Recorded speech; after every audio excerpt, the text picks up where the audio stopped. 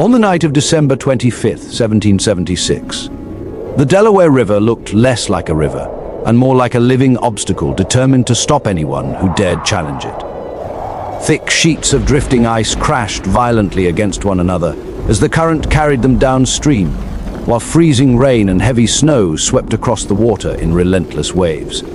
The bitter wind cut through layers of wool and leather with startling ease, and every gust seemed to remind the men gathered along the riverbank that nature itself was standing between them and their objective. Scattered along the shoreline, nearly 2,400 Continental soldiers waited in silence. There were no triumphant speeches, no stirring music, and none of the confidence that usually accompanies an army preparing for battle. Instead, the darkness was filled with quieter sounds: the creaking of wooden boats against the shore, the nervous stamping of horses struggling against the cold, the metallic clink of muskets being checked one final time, and the muffled voices of officers trying to organize one of the most dangerous military operations ever attempted in North America. Most of these men hardly resembled the disciplined armies of Europe. They were farmers, blacksmiths, fishermen, merchants, apprentices, and laborers who had become soldiers because their country needed them. Months of exhausting retreats had left their uniforms worn and threadbare. Some had wrapped rags around their feet because their boots had long since fallen apart. Others carried blankets stiff with frozen moisture after days of exposure to winter weather. Hunger and fatigue had become constant companions. Yet none of those hardships compared to the challenge waiting before them that night. The crossing itself seemed almost impossible. Every boat had to carry soldiers, horses, heavy artillery, ammunition, and precious supplies across an ice-filled river in complete darkness. A single collision with one of the massive floating ice sheets could overturn a boat or destroy it outright. If that happened, men would disappear into freezing water where survival would be measured in minutes rather than hours. Even experienced seamen understood the risks. Among them were Colonel John Glover's Marblehead mariners, professional fishermen and sailors from Massachusetts whose skill on the water gave the operation its only realistic chance of success. If they believed the crossing was dangerous, everyone else knew it bordered on madness. Standing quietly near the river's edge was the man upon whom every pair of anxious eyes eventually settled. George Washington had spent much of the previous months leading his army through one setback after another. He understood better than anyone that the decision he was about to make carried consequences far beyond the outcome of a single battle. If this operation failed, thousands of exhausted soldiers could become trapped on opposite sides of the river. The army might lose its artillery, its supplies, and perhaps its last remaining opportunity to continue the fight. More importantly, the fragile cause of American independence might not survive another major defeat. Yet turning back carried dangers of its own. Every hour that passed strengthened the British position and weakened Washington's already exhausted army. Delay offered no safety. It simply postponed disaster. For several moments, Washington looked across the black water toward the unseen New Jersey shoreline. Somewhere beyond that darkness lay the town of Trenton, where enemy troops believed the weather itself had made them untouchable. Few military commanders in the 18th century would have considered launching an offensive under such conditions. Fewer still would have attempted to move an entire army across a frozen river on Christmas night. Finally, the silence was broken. Washington gave the order to begin. One by one, the first Durham boats pushed away from the shore and disappeared into the storm, carrying with them not only soldiers and cannon, but the uncertain future of a revolution that stood closer to collapse than victory. To understand why so many exhausted men willingly followed their commander into what appeared to be an impossible mission, we have to step back several months, to a time when the American Revolution itself seemed to be slipping away. When most people think of the American Revolution, they imagine a determined young nation steadily marching toward independence under the leadership of George Washington. In reality, the closing months of 1776 painted a very different picture. Far from advancing toward victory, the revolution stood on the brink of failure. Had events unfolded only slightly differently during that winter, the United States might never have come into existence. Only a few months earlier, the Declaration of Independence had transformed a colonial rebellion into an open struggle for nationhood. It was a bold declaration, but declarations alone could not defeat the most powerful empire on earth. Britain possessed the world's largest navy, one of its finest professional armies, experienced commanders, and financial resources that dwarfed anything the colonies could hope to assemble. From London's perspective, Suppressing the rebellion was expected to be difficult, but hardly impossible. The British response came swiftly. During the summer of 1776, enormous fleets crossed the Atlantic carrying tens of thousands of British and German troops. Their objective was straightforward: destroy Washington's army, seize the major cities, and end the rebellion before it could mature into a prolonged war. The campaign began around New York, and the results were devastating for the Continental Army. Washington fought with determination, but his soldiers lacked the training, discipline, and resources of the British regulars they faced. One defeat followed another. Long Island was lost. Manhattan could not be held. Fort Washington fell after fierce fighting, costing the Americans thousands of prisoners and valuable military supplies. Soon afterward, Fort Lee was abandoned as well, forcing another hurried retreat. What followed became one of the longest and most exhausting withdrawals in American military history. Washington's army marched across New Jersey under constant pressure, often staying only hours ahead of pursuing British forces. Roads turned to mud. Supplies became scarce. Many soldiers marched without proper shoes, leaving bloodstains in the snow as winter approached. Desertions increased, illness spread through overcrowded camps. Every setback seemed to convince more people that the revolution had reached its inevitable conclusion. The growing crisis extended far beyond the battlefield. Throughout the colonies, confidence in the Patriot cause began to weaken. Loyalists openly predicted that British rule would soon be restored. Neutral families wondered whether supporting independence had been a dangerous mistake.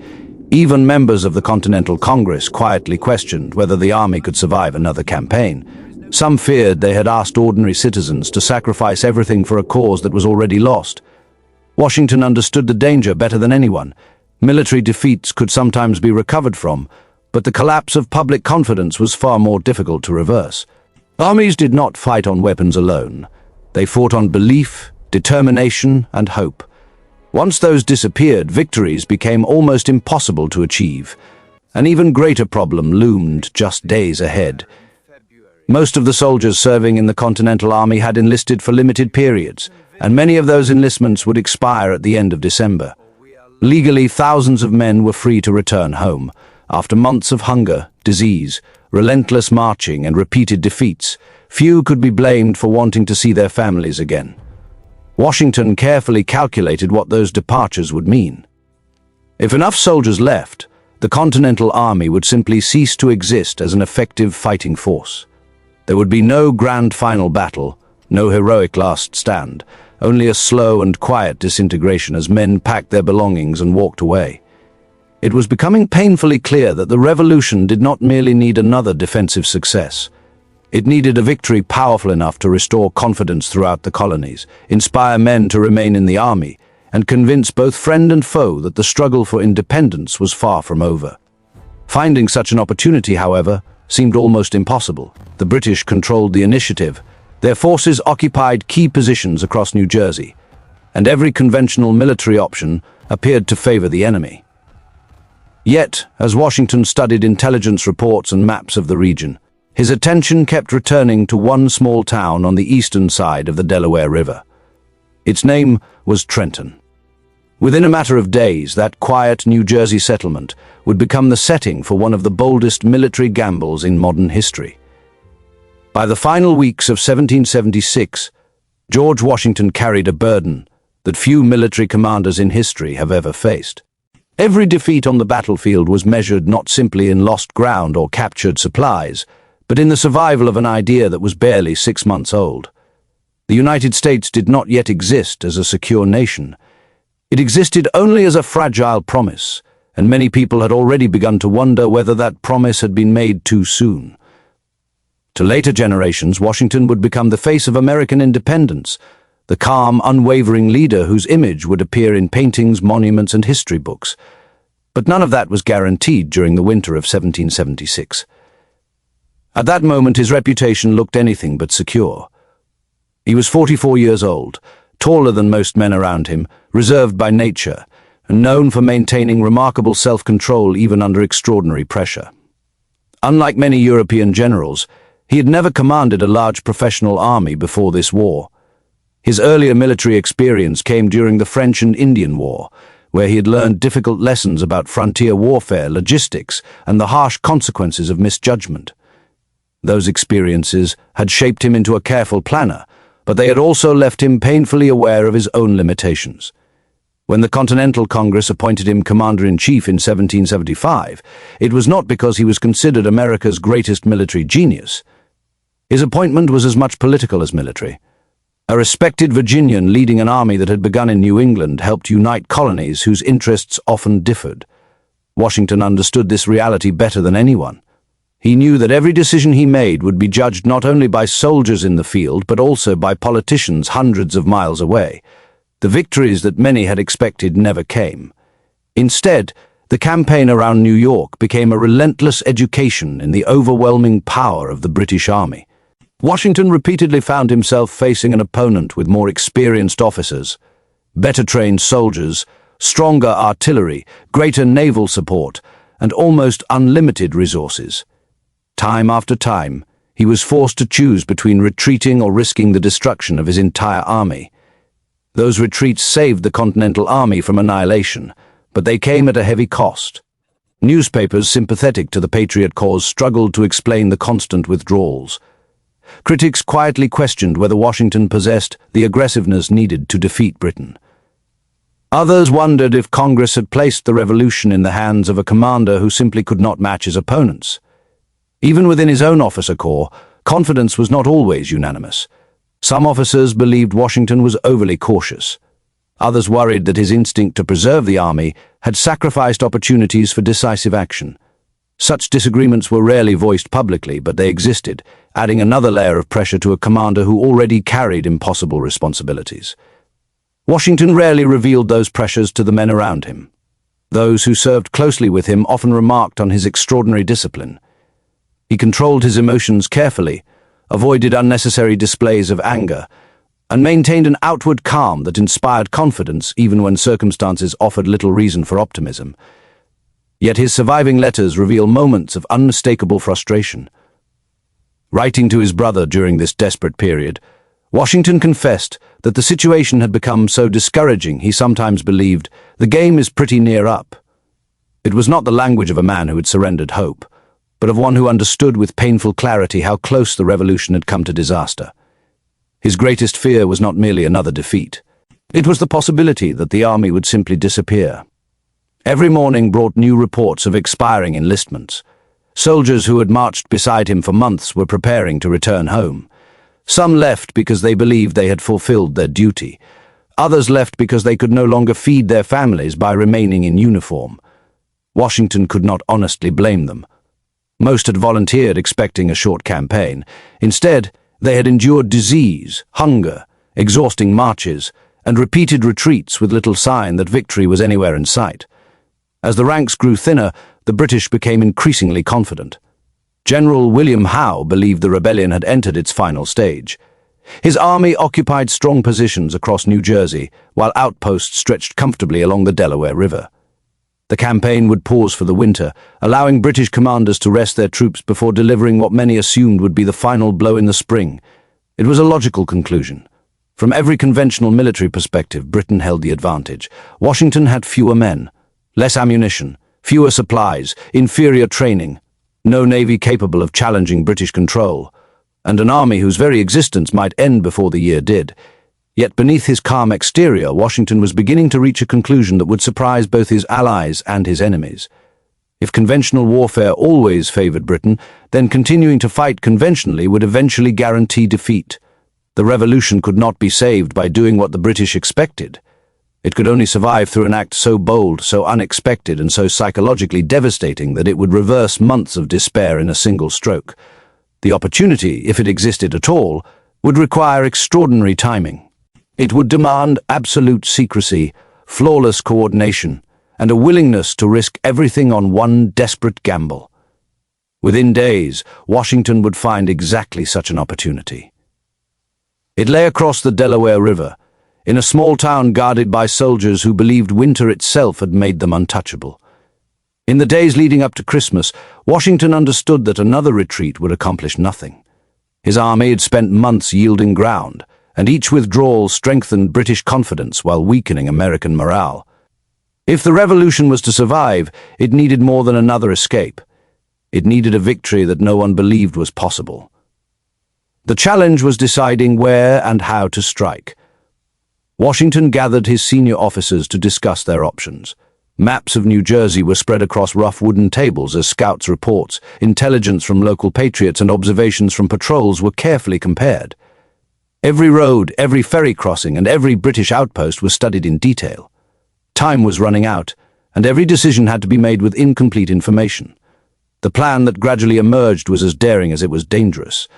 Instead of defending Pennsylvania, Washington would take the war back across the Delaware River.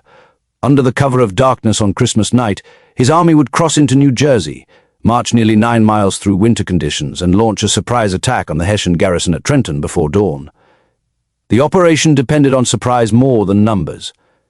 Washington knew his soldiers could not win a prolonged battle against superior British forces.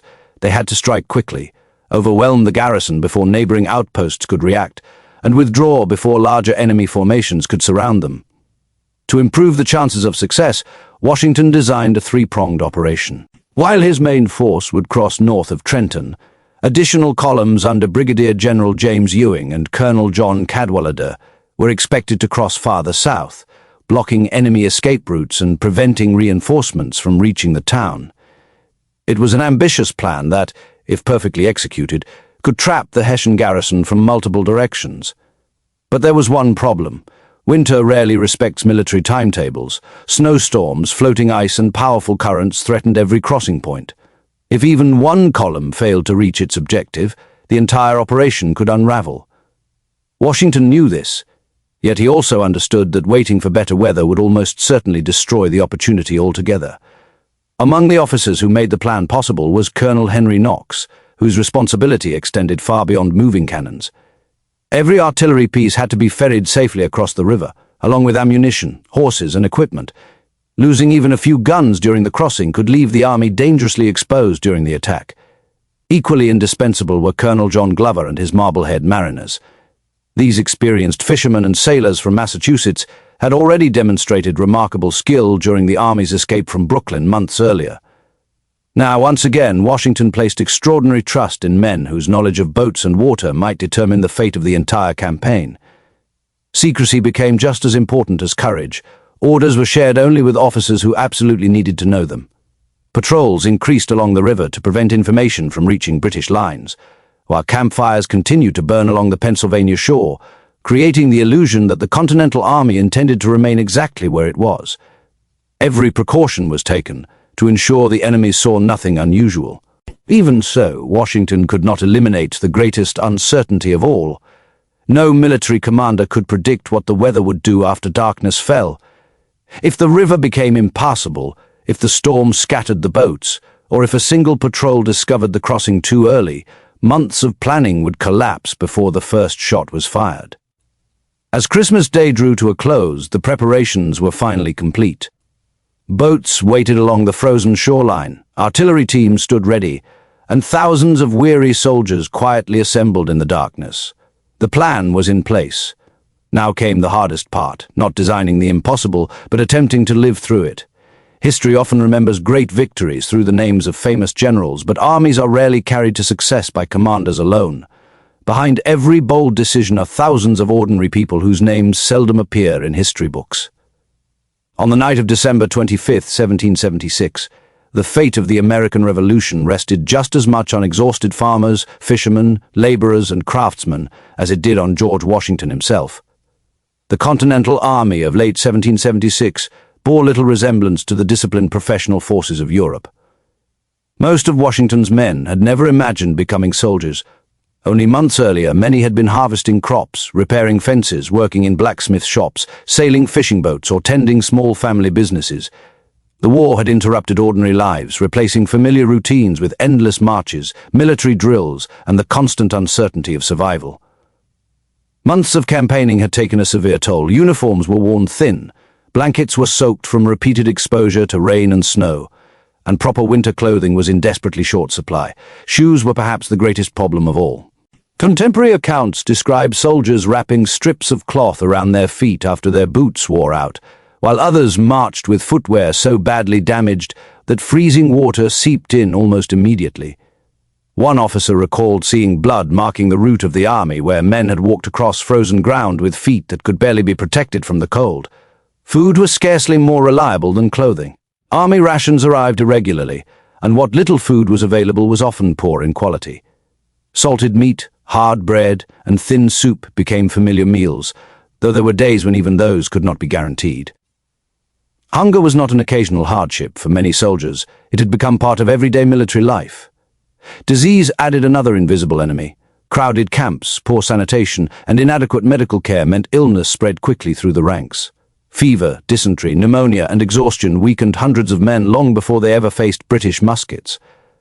Those who remained fit enough to march often did so despite persistent sickness, knowing there were few replacements waiting to take their place.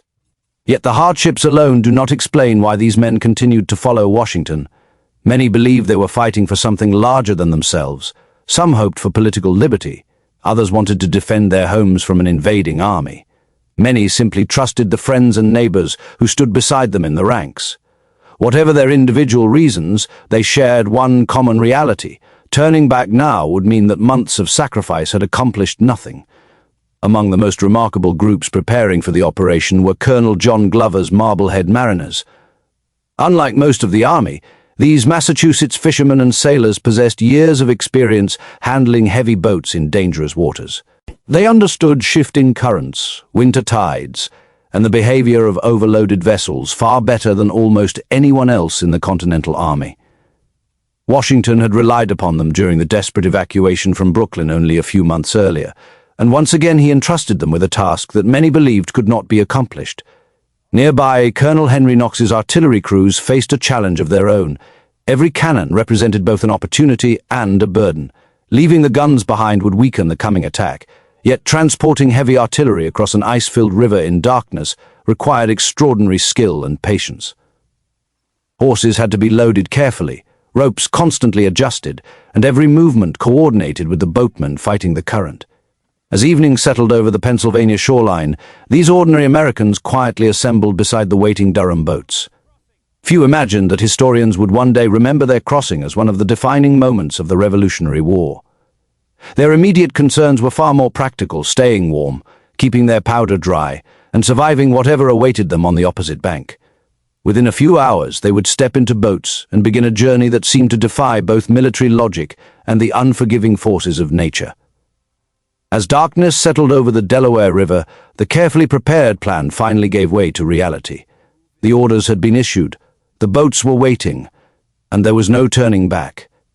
Every man standing on the Pennsylvania shore understood that once the first boat pushed into the icy current, the operation would either become one of the greatest military successes in history or one of its greatest disasters. The responsibility for making the crossing fell largely to Colonel John Glover and his Marblehead Mariners. These experienced fishermen and sailors had spent years navigating rough Atlantic waters, and Washington trusted them more than anyone else to guide overloaded Durham boats through a river choked with drifting ice. Even for men of their experience, the conditions were unlike anything they had faced before. Large sheets of ice slammed into the wooden hulls with frightening force, while freezing sleet reduced visibility and made every surface dangerously slippery. The crossing began shortly after sunset, but almost immediately the weather turned against them. Strong winds and thickening snow slowed the boats, while the river's powerful current repeatedly pushed them downstream. Every trip across took longer than expected. Soldiers huddled together in silence, careful to protect their muskets and powder from the icy spray. Nearby, horses shifted nervously as artillery crews struggled to load heavy bronze cannons into the boats without upsetting their balance. Among the men moving quietly between the landing sites was Henry Knox, whose artillery would play a decisive role in the coming battle. Transporting 18 field guns across an ice-filled river in the middle of the night was a logistical feat few 18th-century armies would have even attempted.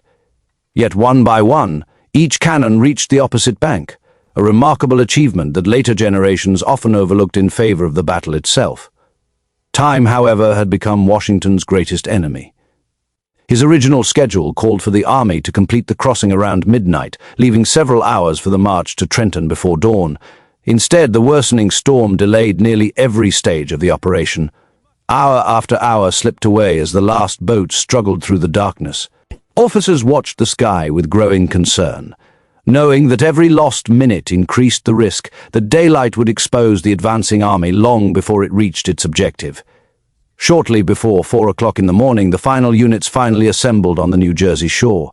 They were cold, soaked, and already behind schedule. The most dangerous part of the operation, however, was still ahead of them. Now they had to march nearly 9 miles through snow and ice, carrying muskets, ammunition, and artillery toward an enemy who must not discover them until it was far too late. Reaching the New Jersey shoreline was supposed to mark the end of the most dangerous phase of the operation. Instead, it became the beginning of an even greater test. Washington's army had survived the river, but it now faced a 9-mile march through one of the harshest winter storms of the Revolutionary War. They were already hours behind schedule, and with every passing minute the eastern horizon moved closer to daylight. The weather showed no mercy. Snow mixed with sleet, while a fierce northeasterly wind drove freezing rain into the faces of the marching soldiers. Contemporary accounts describe conditions so severe that many men struggled to keep their muskets dry beneath their coats. Black powder was notoriously vulnerable to moisture. A soaked cartridge could turn a soldier's weapon into little more than a heavy club. Officers repeatedly reminded the men to protect their ammunition, knowing that a surprise attack would fail if their firearms could not be trusted. The roads offered little relief. Much of the route consisted of frozen dirt tracks that had become slick with ice and churned into deep mud wherever wagons and horses passed. Every artillery piece had to be dragged forward by exhausted teams that slipped and stumbled in the darkness.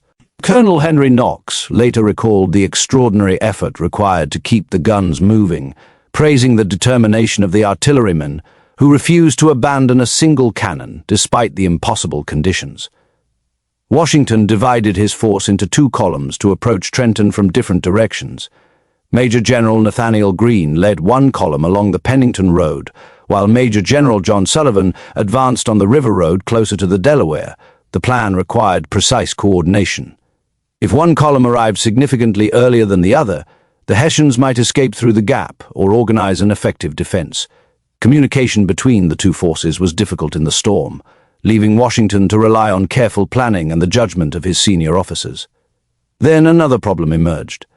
As Sullivan's men struggled through freezing streams and flooded sections of road, word reached Washington that many muskets had become too wet to fire.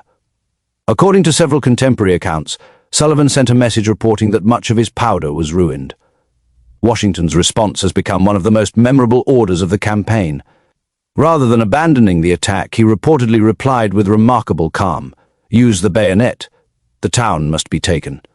Whether remembered word for word or slightly altered over time, the message reflected Washington's determination that there would be no turning back. By the time the first lights of dawn began to appear through the storm clouds, the exhausted Continental Army was still marching toward Trenton. The carefully planned surprise now depended on speed. Every delayed minute increased the chance that Hessian sentries would spot movement in the snow before Washington's columns reached their positions. Ahead lay a town that still slept, unaware that one of the most decisive mornings of the American Revolution was only moments away. For the Hessian defenders, the first minutes of the attack were defined not by courage or discipline, but by confusion. Men rushed from their quarters, still fastening coats, searching for officers, and trying to understand where the gunfire was coming from. The storm that had concealed Washington's approach now added to the chaos, muffling sounds and limiting visibility across the narrow streets of Trenton. Despite the surprise, the Hessians were far from inexperienced. Colonel Johann Rall quickly mounted his horse and began rallying his regiments, the Rall, Lossberg, and Knyphausen regiments. Veterans of European wars, these soldiers had faced disciplined armies before, and their instinct was to form ranks and counterattack rather than surrender to panic.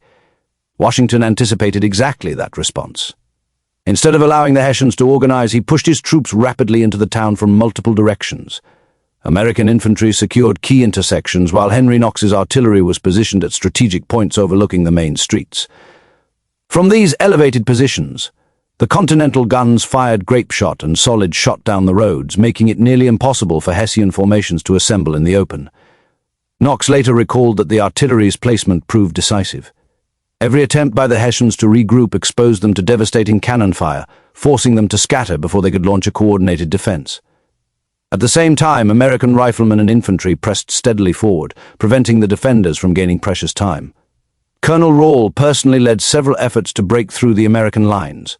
Contemporary accounts describe him riding fearlessly through the streets, shouting orders and attempting to reorganize his men under increasingly heavy fire. During one of these efforts, he was struck by musket balls and seriously wounded. Although he was carried from the field, the loss of his leadership dealt a severe blow to Hessian resistance at the very moment clear command was needed most. Within less than an hour, the battle had turned decisively in Washington's favor. Many Hessian soldiers found themselves surrounded before they fully understood the size of the attacking force. Others attempted to withdraw toward open ground south of town, only to discover that American troops had already cut off the most practical escape routes. Small groups continued to resist, but organized resistance was rapidly collapsing. When the fighting finally ended, approximately 900 Hessian soldiers had been captured, while dozens were killed or wounded. American losses were astonishingly light by comparison. The speed of the victory reflected not only the courage of Washington's soldiers, but the success of careful planning, surprise, disciplined execution, and effective artillery support. As prisoners were gathered and supplies secured, Washington knew the battle itself was only part of the achievement. The greater challenge was still ahead. A victorious army deep inside enemy territory had only a short window before powerful British forces began moving toward Trenton from every direction. The streets of Trenton gradually fell silent as the last pockets of resistance came to an end. Smoke drifted between the wooden buildings, abandoned muskets lay scattered in the snow, and long columns of Hessian prisoners were assembled under Continental Guard. For the first time in months, Washington's army had achieved something it desperately needed, a clear, convincing victory. But Washington refused to celebrate too soon. He knew exactly where he was. Trenton sat deep inside territory dominated by British forces. General William Howe still commanded tens of thousands of troops in the region, and nearby garrisons at Princeton, Bordentown, and New Brunswick could begin moving as soon as news of the attack reached them. If his exhausted army lingered in Trenton, the victory could quickly become a trap.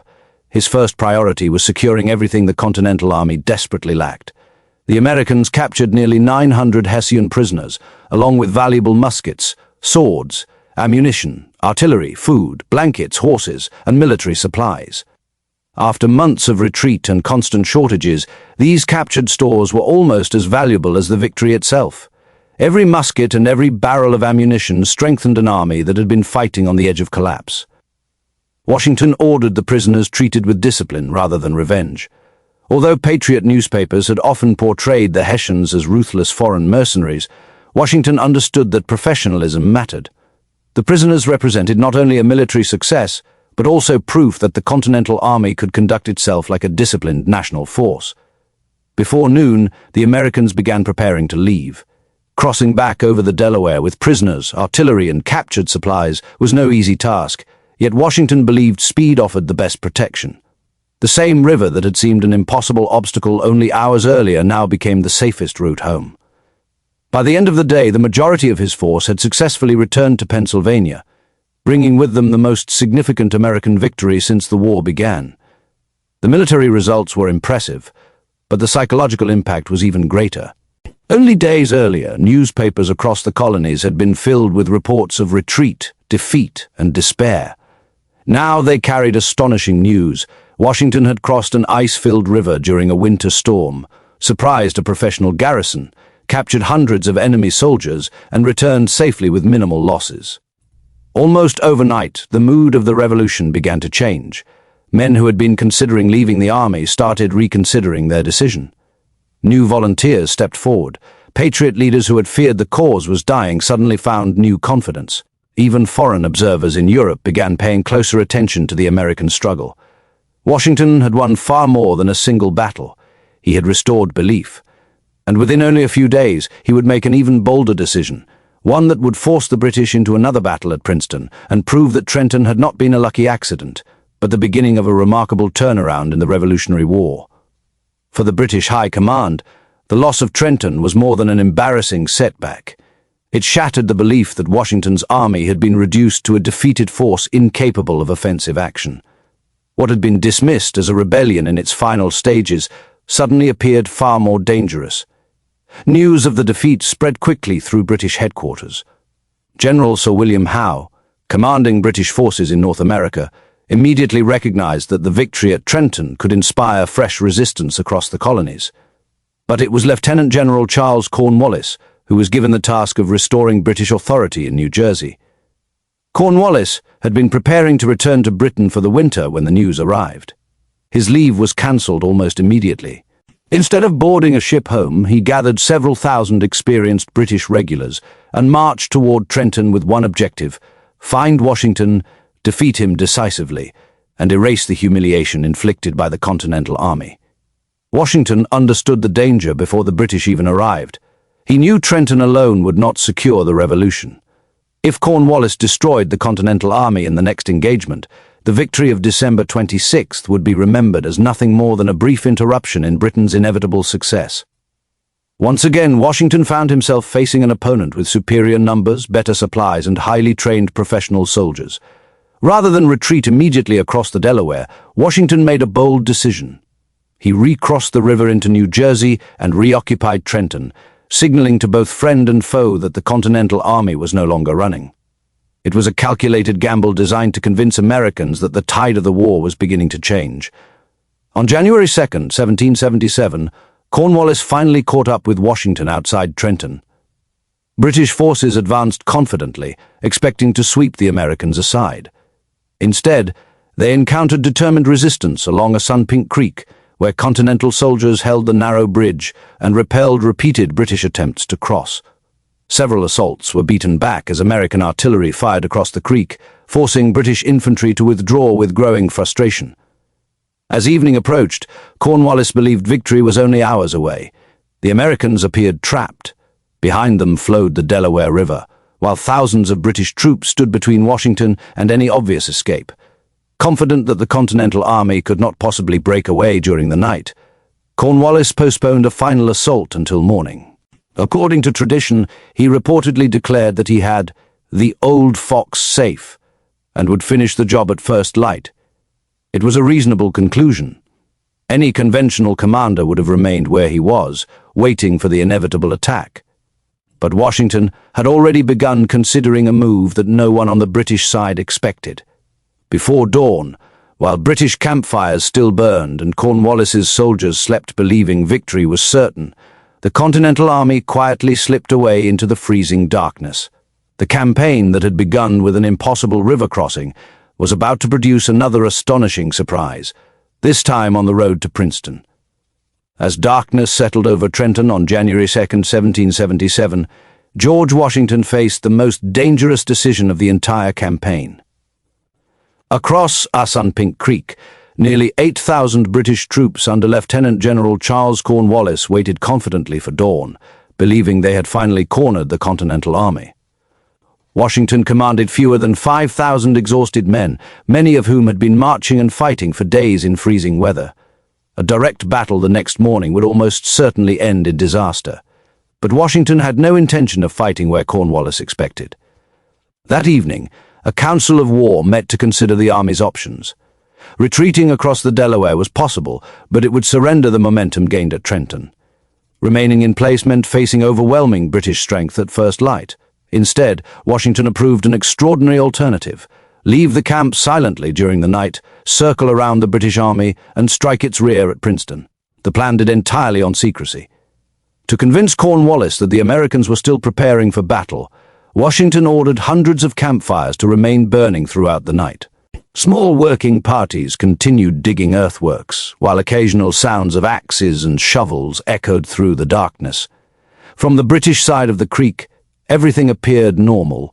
The enemy seemed to be strengthening its defenses, exactly as one would expect from an army preparing for a desperate last stand. Behind those glowing campfires, however, the Continental Army was quietly disappearing. Around midnight, soldiers began leaving their positions in complete silence. Cannon wheels were wrapped with cloth to reduce noise, and officers repeatedly reminded the men not to speak above a whisper. Fortunately for Washington, the freezing temperatures had hardened many of the muddy roads, making it easier for artillery and wagons to move without becoming trapped. What had been miserable weather only days earlier had unexpectedly become an ally. The march itself was slow and exhausting. Guided by local knowledge and military scouts, the columns followed narrow back roads around Cornwallis's left flank. Every mile increased the risk of discovery. A single British patrol stumbling onto the moving army could have exposed the entire operation, forcing Washington into a battle under terrible circumstances. Yet fortune favored the Americans. Cornwallis remained convinced that Washington was still trapped behind his defensive lines. His soldiers rested through the night, expecting to resume the battle after sunrise. They had no idea that the army they intended to destroy was steadily marching away, not in retreat, but toward another British garrison several miles to the northeast. As dawn approached on January 3, the first American units neared Princeton. There, another group of British regulars was just beginning its morning routine, completely unaware that George Washington had once again turned apparent defeat into an unexpected opportunity. The first light of January 3, 1777, had barely reached the fields around Princeton when the British finally realized something was wrong. Instead of finding Washington trapped at Trenton, patrols reported movement approaching from an unexpected direction. The Continental Army had marched around Cornwallis during the night and was now threatening British positions farther north. The garrison at Princeton was commanded by Lieutenant Colonel Charles Mahood, an experienced British officer leading elements of the 17th Regiment of Foot. His mission was straightforward: reinforce Cornwallis at Trenton. Unaware that Washington's army was already nearby, Mahood began moving his men south. Before long, his column unexpectedly collided with advancing American troops just outside Princeton. The battle erupted almost instantly. At first, events did not favor the Americans. Brigadier General Hugh Mercer, leading the forward Continental force, encountered Mahood's veterans before the rest of Washington's army had fully arrived. Believing the approaching British were only a small detachment, Mercer advanced aggressively. Instead, his men found themselves facing disciplined regular infantry, who quickly formed battle lines and unleashed devastating volleys. Mercer's soldiers fought stubbornly, but they were gradually pushed back. During the fierce fighting, Mercer was thrown from his horse and surrounded. Mistaken for Washington because of his commanding presence, British soldiers demanded his surrender. Mercer refused. He was bayoneted multiple times and left mortally wounded on the battlefield. His sacrifice became one of the most remembered moments of the campaign. As Mercer's line began to collapse, panic spread among parts of the American force.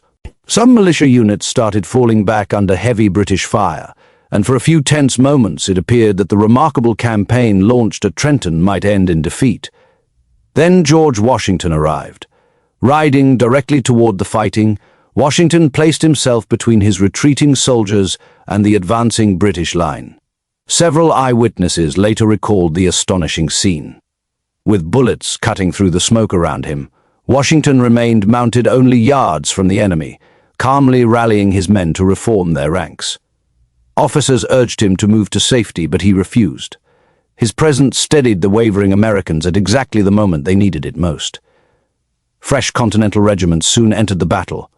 Coordinated musket fire, supported by American artillery, forced Mahood's troops to give ground. Although part of the British force managed to fight its way out and retreat toward Trenton, many others withdrew into Princeton itself, where they were eventually compelled to surrender. The victory was smaller than Trenton in terms of prisoners captured, but its significance was immense. In the span of just over a week, Washington had won 2 consecutive victories against professional British forces, escaped from what appeared to be an impossible trap, and completely overturned the strategic situation in New Jersey. The British offensive that had seemed unstoppable only days earlier had been thrown into confusion, and the American Revolution suddenly looked very different than it had on Christmas Eve. Military historians often refer to the period between December 25, 1776, and January 3, 1777, as the 10 crucial days. In little more than a week, George Washington transformed what had seemed like a collapsing revolution into a cause that suddenly looked capable of surviving. The victories at Trenton and Princeton did not end the war, but they changed something equally important. They changed what people believed was possible. For months, the British had advanced almost at will. Their commanders assumed that another spring campaign would finish the rebellion once and for all. Instead, Washington's unexpected victories forced them to rethink their entire strategy. Small, isolated outposts scattered across New Jersey no longer appeared secure. British troops were pulled back into larger, more defensible positions. surrendering much of the countryside they had previously controlled with confidence. The effects were felt far beyond military headquarters. Across the American colonies, the victories spread rapidly through newspapers, handwritten letters, and word of mouth. Communities that had been overwhelmed by defeat suddenly had something they had not possessed for months: hope. The Continental Army was no longer seen as a force constantly running from the enemy. It had crossed an ice-filled river, defeated professional soldiers, escaped a superior army, and won again only days later. The impact on enlistments was immediate. Many soldiers whose terms of service were about to expire agreed to remain with the army after Washington personally appealed to them, even offering a bonus authorized by Congress. New volunteers also began arriving, encouraged by the belief that the revolution still had a real chance of success. Had Trenton failed, many of these men might never have joined at all. The victories also strengthened Washington's position as commander-in-chief. Only weeks earlier, critics had quietly questioned his leadership after the disastrous New York campaign. Now those same retreats appeared in a different light. Washington had preserved his army when destruction seemed certain, waiting patiently for the right opportunity to strike. His caution, once criticized as weakness, was increasingly viewed as wisdom. Perhaps most importantly, foreign governments were watching. France and Spain had not yet entered the war, but European diplomats carefully followed every major development in North America. They wanted evidence that the American rebellion could survive before committing money, weapons, or military support.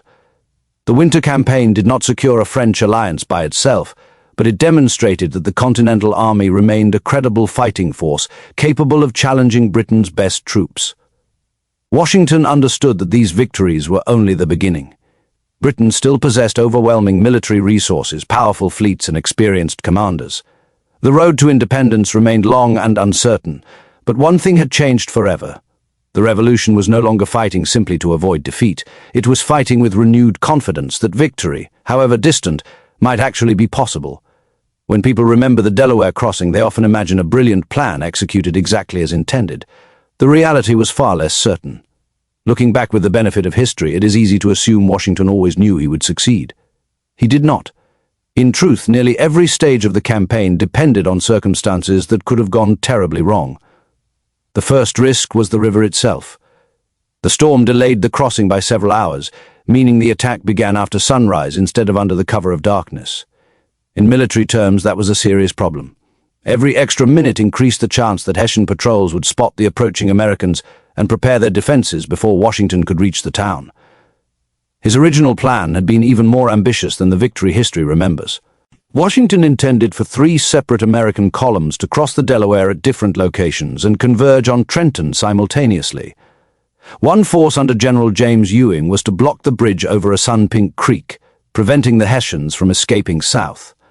Another, commanded by Colonel John Cadwalader, was expected to cross farther downstream and threaten British positions near Bordentown. Neither crossing succeeded.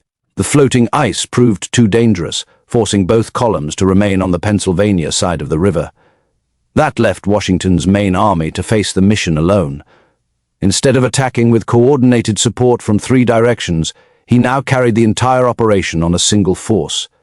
Had the Hessians managed to organize a determined defense or retreat in good order, the outcome might have been very different. Fortune also played its part. The violent storm that slowed the Americans also convinced many Hessian officers that no attack was possible under such conditions. Their sentries remained on duty, but the weather reduced visibility, muffled sound, and made it far more difficult to detect an advancing army. Ironically, the same storm that endangered Washington's soldiers also became one of his greatest allies. Leadership, however, remained the decisive factor. Throughout the campaign, Washington adapted instead of panicking. When the crossing ran behind schedule, he pressed forward. When supporting columns failed to arrive, he continued with the attack.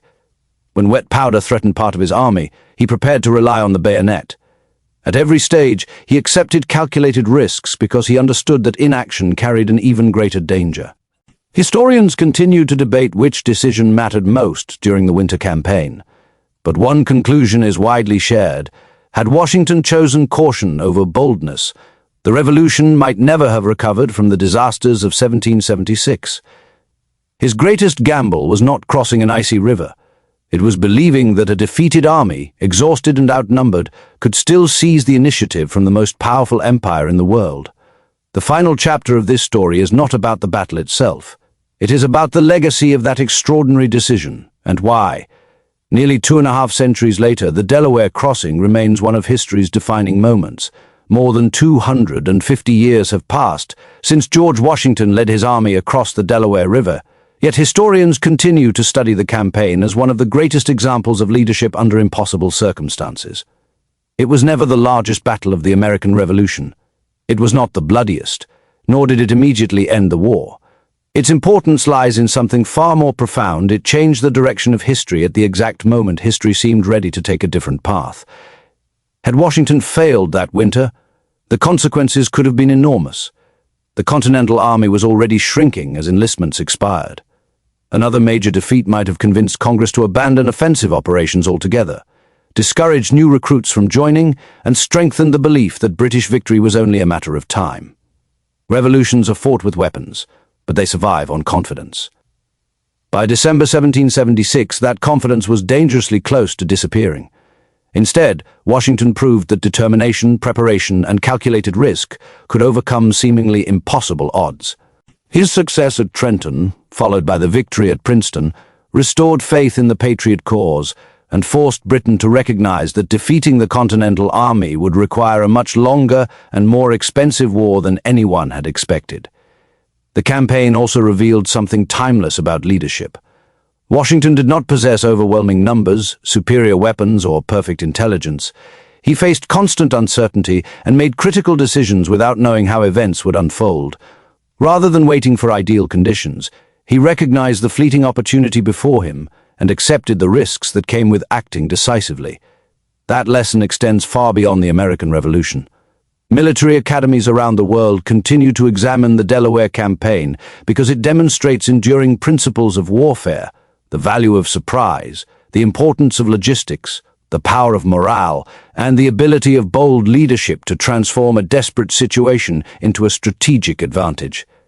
Today, visitors can still stand along the banks of the Delaware River and imagine the scene that unfolded on that freezing Christmas night. The water appears calm compared to the violent storm Washington encountered, but the memory remains. It reminds us that history is often shaped not by those who possess the greatest resources, but by those willing to act when others believe action is impossible.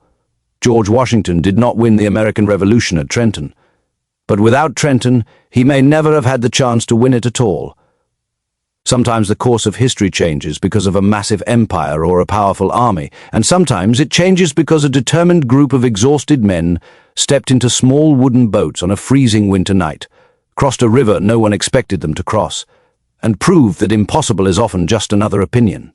If you enjoyed this documentary and want to explore more extraordinary moments that changed the course of history, consider subscribing to the channel. There are many more forgotten battles, daring commanders, and incredible true stories waiting to be uncovered.